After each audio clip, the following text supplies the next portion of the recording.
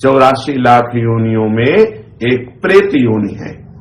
प्रेत योनि में भी कई प्रकार हैं, ब्रह्म राक्षस और अग्नि बेताल चुड़ैल, कई ऐसा जो महान कष्ट देने वाले हैं। अगर आप भगवद आश्रित होकर भजन नहीं करेंगे तो आप ऐसी अशुभ योनियों को प्राप्त होंगे। जब कोई जीव जो कर्म कल वर्णन किए गए उन कर्मों के अनुसार प्रेत योनि को प्राप्त होता है, तो जो भूत प्रेत आदि का शरीर होता है वो वायु प्रधान होता है। ये मनुष्य शरीर में किसी भी द्वार से प्रवेश कर सकते हैं, आंख से, कान से, त्वचा से, किसी भी द्वार से प्रवेश कर जाते हैं और ये प्रवेश करके मनुष्य को बहुत क्लेश देते हैं। जब किसी के ये शरीर में प्रवेश होते हैं तो इनका वास होता अहम की वृत्ति में। मैं इसमें तो जीवात्मा वास करता, तदात्म भाव जीवात्मा करता है उस अहंकार में, मैं में। लेकिन उस अहम की वृत्ति में ये प्रेत जाकर के अपना वास बना लेता है और वहीं से वो समस्त इंद्रिय आदि पर शासन करता है। वो जैसा चाहता है वैसा व्यवहार उससे कराता है, इंद्रियों को अपने अनुसार चलाता है। फिर वो प्रेत कभी कभी कर्मों का भोग प्रकट होने पर एक शरीर में कई प्रेत आकर के वास कर देते हैं और उसको महान कष्ट देते हैं। पर यह है कि भूत प्रेत सबको नहीं सताते। ये स्वतंत्र नहीं कि जिसको बनाया उसके ऊपर चढ़ गए, उसे क्लेश देने लगे। ये मल द्वार से, मूत्र द्वार से, नेत्र द्वार से, घ्राणेन्द्रिय के द्वार से, श्रवणेन्द्रिय के द्वार से, त्वगेन्द्रिय से ये प्रवेश कर जाते हैं। अहम वृत्ति में जाकर के इंद्रियों पर शासन करते, नाना प्रकार के क्लेश उस शरीर को देते हैं। लेकिन ये हर एक शरीर में प्रवेश नहीं हो सकते, इनके ऊपर शासन है, मनमानी नहीं कर सकते। भगवान भूतेश्वर के शासन में संपूर्ण सृष्टि के भूत रहते हैं और जब किसी जीव का वैसा कर्म बिगड़ जाता है तो उसको दंड देने के लिए वो छूट दे देते हैं, तो वो प्रेत उसके ऊपर चढ़ जाता है, उसको वैसी ही बुद्धि दे दी जाती है। बुरी दशा आने के पहले बुद्धि बदली जाती है। वो जाएगा पीपल के नीचे पेशाब कर देगा, श्मशान में ऐसे समय में जाएगा, संध्या काल, मध्याह्न काल, मध्य रात्रि, या संयोगवशात कर्म के अधीन होकर के वो प्रेत उसके सामने आएगा, वो उसे बोल देगा, कोई ऐसी घटना घटेगी, वो अपवित्र होगा, वो उसके शरीर में चढ़कर उसे क्लेश प्रदान करेगा। पर एक पक्का समझ लीजिए, कोई भी प्रेत स्वतंत्र नहीं है कि जब वो जिसको चाहे सता दे, ऐसा नहीं है। आपका जब कर्म बिगड़ेगा, आप अपवित्र होंगे और ऊपर से भूतेश्वर का इशारा होगा, तब वो भूत आकर के आपको दंड देगा। ऐसे स्वतंत्र योनि नहीं तो फिर क्या है, जब जिसको चाहे वो परेशान करे, किसी के शरीर में जाकर के खूब खाए पिए और तो बड़े आनंद का विषय, फिर उसको दंड का। भूत योनि में जो जीव जाता है जलता रहता है। यद्यपि इतने समुद्र नदी आदि हैं, वो जल नहीं पी सकता, कितने वृक्षों में फल है, फल नहीं खा सकता, कितना भोजन दुकानों में है, वो एक चख नहीं सकता, खा नहीं सकता, वो भूखा प्यासा चिल्लाता रहता है। जब कोई ऐसा पापात्मा, मलिन, अपवित्र शरीरधारी और ईश्वर का इशारा होता है, उसके कर्म बिगड़े हुए जो सामने शरीरधारी आया, तो इशारे पर फिर उसके शरीर में पहुंचता है, फिर उसको जो जल आदि मिलता है उससे वो तृप्त होता है। मनुष्य का कोई बुरा कर्म का जो भोग आता है तभी इनका संयोग होता है। भूत प्रेत उसमें तभी प्रविष्ट हो सकते हैं। ऐसा नहीं है कि वो मनमानी किसी को भी वो सतावे, किसी को भी वो दंड दे। कर्मों का भोग जब तक बना रहता है तब तक उनके शरीर में रहते हैं। जहां कर्म भोग समाप्त हुआ, कोई न कोई निमित्त बनेगा, उसको भागना पड़ेगा। ऐसा नहीं कि किसी शरीर में वो बहुत काल तक बराबर रह सके। यदि रह रहा है तो कोई न कोई कर्म भोग उसका है जो उसको निपटा रहा है। भूत प्रेत कभी कभी संत महात्माओं के सामने भी देखे गए हैं। ये भूत प्रेतों का कर्म समाप्त होने का समय आता है, उनकी योनि समाप्त होने का समय आता है, तब वो संतों के समीप जाते हैं। जो भजनानंदी भगवत प्राप्त महात्मा या भगवत प्राप्ति की प्रबल लालसा वाले संत जन है, इनके दर्शन से, इनके संभाषण से, उनके सानिध्य में आने से उसके सारे कर्म जो प्रेत योनि बनाने के हेतु हुए थे वो सब नष्ट हो जाते हैं और वो मुक्त हो जाता है प्रेत योनि से। इसीलिए संतों के सामने जाते हैं। ऐसी अशुभ योनियां तुम्हें कभी सताए ना, इसके लिए बहुत सुंदर उपाय है। शास्त्र वेत्ता महापुरुष कहते हैं कि पहली बात तो जैसे वृक्षों में है कोई कील गड़ी हो, तो यदि आप भगवत शरणागत हैं, गले में कंठी है, तिलक लगाए हुए, नाम जप कर रहे, तो अगर उस वृक्ष से कील उखाड़ेंगे तो वो आपके ऊपर कोई आक्रमण प्रेत योनि नहीं करेगी। हो सकता है वो कील किसी ने प्रेत को वहां अभिमंत्रित करके कील दिया हो और आपने इसे खिलवाड़ में कील निकाल दिया, संयोग आपका कर्म संयोग बना, तो वो फिर आपके ऊपर। या कोई बोतल जैसे है वो जमीन में गड़ी हुई है, उसमें प्रेत आत्मा को कील दिया गया किसी तांत्रिक ने, वो आपके द्वारा निकाली गई या फोड़ी गई, तो आपके ऊपर हावी हो जाएगा। ऐसा होने पर भी यदि आप गले में कंठी धारण किए हैं, नाम जप कर रहे हैं, तो ये भयानक प्रेत योनि आपका स्पर्श नहीं कर सकती, प्रकट भले हो जाए, उसकी इतनी सामर्थ्य नहीं कि वो आपका स्पर्श कर सके। प्रेत योनि तभी आक्रमण करती जब आप अपवित्र होंगे, मुंह जूठा होगा, आप अपवित्र होंगे, आप भगवत विस्मरण किए होंगे, गले में कंठी नहीं होगी, आप भगवत आश्रित नहीं, तभी ऐसा होता है।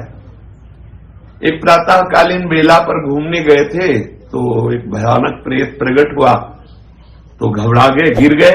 प्रेत ने उनका स्पर्श नहीं किया, थोड़ी देर खड़ा रहा, वो उनसे कुछ बोले नहीं और चल पड़े। प्रेत ने रोका भी नहीं, क्योंकि उनके गले में वो आकर के फिर संतों से मिले, बातचीत की कैसा है, तो वो कोई भय प्रदान नहीं किया, अपने आप भय करके गिर गए, उसने स्पर्श भी नहीं किया, उसकी हिम्मत भी नहीं थी बोल दे। उन संतों ने बताया कि गले में तुम कंठी पहने थे, कुछ नियम भजन का करते थे, इसलिए किसी की ताकत नहीं कि तुम्हें छू सके। भगवान नाम में, भजन में बड़ी सामर्थ्य है। यदि किसी को ऐसा लग रहा हो कि उसे प्रेत बाधा सता रही है, प्रेत बाधा क्लेश दे रही है किसी को भी, तो एक बहुत सहज उपाय है, हमारे शास्त्रवेत्ता महापुरुषों ने वर्णन किया है। यदि हम भगवत चरणारविंद का आश्रय ले लें और ये वचन बिल्कुल पक्के विश्वास पूर्वक मान लें, बोले यश्च भागवतम शास्त्रम वाचैदर्थतो निशम जन्म कोटि कृतम पापम नश्यते नात्र संशयः। यदि श्रीमद् भागवत महापुराण का उसको श्रवण कराया जाए, अगर आप संस्कृत का ज्ञान रखते हैं तो अच्छा, नहीं तो किसी विद्वान के द्वारा, पक्का समझ लो वो निश्चित प्रेत का भी उद्धार हो जाएगा और जिसके शरीर पे प्रेत आया होगा वो प्रेत बाधा से मुक्त हो जाएगा। करोड़ों जन्मों के पापों का नाश, ये वाङ्मय स्वरूप श्री कृष्ण का है। यश्च भागवतम शास्त्रम वाचेदर्थतो निशम जन्म कोटि कृतम पापम नश्यते नात्र संशया। अर्थ सहित श्रीमद् भागवत का श्रवण या कथन करने से करोड़ों जन्मों के पाप नष्ट हो जाते हैं और निश्चित उस प्रेत का भी उद्धार हो जाएगा और जिसके ऊपर प्रेत आया है वो भी प्रेत बाधा से मुक्त हो जाएगा। देखो, धुंधकारी महान भयानक प्रेत, जब गोकर्ण जी ने श्रीमद् भागवत कथा श्रवण कराई तो 7 दिनों में सूखे बांस की गांठ में वो बैठा हुआ था, वो गांठें फट गई और वो भगवत पार्षद होकर, कोई साधना नहीं हुई उससे, केवल श्रीमद् भागवत का श्रवण किया तो वो भगवत स्वरूप होकर दिव्य विमान पर बैठकर भगवत धाम को गया। महाभयानक प्रेत, बुरा आचरण करने वाला धुंधकारी। तो श्लोकार्धम श्लोक पादम वा पठेद भागवतम चयः नित्यम पुण्यमवाप्नोति राजसूयाश्वमेधयो। जो पुरुष एक श्लोक याद कर ले भागवत का, मानो संस्कृत का ज्ञान नहीं है तो एक श्लोक कृष्णाय वासुदेवाय हरये परमात्मने प्रणत क्लेशनाशाय गोविंदाय नमो नमः। आधा श्लोक इतने ही बोल दे, कृष्णाय वासुदेवाय हरये परमात्मने। सामने आपके चाहे जितना भयानक प्रेत हो टिकेगा नहीं। श्री कृष्ण का वाग्मय स्वरूप महामंत्र स्वरूप श्रीमद् भागवत है। एक श्लोक, आधा श्लोक यदि आप उच्चारण करते हैं तो राजसूय अश्वमेध आदि यज्ञों का फल स्वाभाविक आपको प्राप्त हो जाता है। कोई भय आपके सामने टिक नहीं सकता, कोई बंधन आपको बांध नहीं सकता। आप उच्चारण करके तो देखिए, आप रट करके तो देखिए। बोले उक्तम भागवतम नित्यम कृतम च हरिचिंतनम तुलसी पोषणम चैव धेनूनाम सेवनम समम। ये महामहिमा में उपाय है जो श्रीमद् भागवत के श्लोक का, श्री ठाकुर जी की सेवा, उनका चिंतन, श्री प्रिया प्रीतम की सेवा, राधा नाम की सेवा, ठाकुर सेवा, शालिग्राम सेवा, इनका चिंतन, या तुलसी जी का सिंचन, तुलसी जी की आरती, तुलसी जी की सेवा, गौ माता की सेवा, ये जो करता है तो कभी उसे कोई बाधा परास्त नहीं कर सकती। प्रेत आदि तो स्पर्श ही नहीं कर सकते। जो ठाकुर सेवा करते हैं, गले में तुलसी धारण करते हैं, श्रीमद् भागवत का श्लोक याद किए हुए हैं, और जो हरि चिंतन करते हैं, गौ को ग्रास देते हैं, चारा देते हैं, सेवा कर, ऐसे पुरुषों को प्रेत छू नहीं सकते। हाँ, अपना उद्धार कराने के लिए सामने प्रकट हो सकते हैं। बोले अंत काले तु ये नैव श्रूयते सुख शास्त्रवाक् प्रीत्या तस्यैव वैकुंठम गोविंदोपि प्रयच्छति। यदि किसी का शरीर पूरा हो रहा हो और आप उसको भागवत के श्लोक सुना दे, वो सीधे प्रभु के धाम को जाएगा। बड़ी महिमा है। गोपाल सहस्त्र नाम, विष्णु सहस्त्र नाम, हनुमान चालीसा, श्रीमद् भागवत के श्लोक, भगवान नाम कीर्तन, ये महामहिमा में साधन है। कोई भी भूत प्रेत पिशाच ब्रह्म राक्षस ये आपका स्पर्श नहीं कर सकते यदि तुलसी धारण किए हो। गोपाल शास्त्र नाम याद है आपको, विष्णु शास्त्र नाम याद है आपको, श्रीमद् भागवत के कुछ श्लोक याद है आपको, तुलसी सेवा करते हैं, शालिग्राम सेवा करते हैं, ठाकुर सेवा करते हैं, हरिचरणामृत पीते हैं, गंगा जल पीते हैं, यमुना जल आचमन करते हैं, पवित्र रहते हैं, किसी की भी ताकत नहीं है।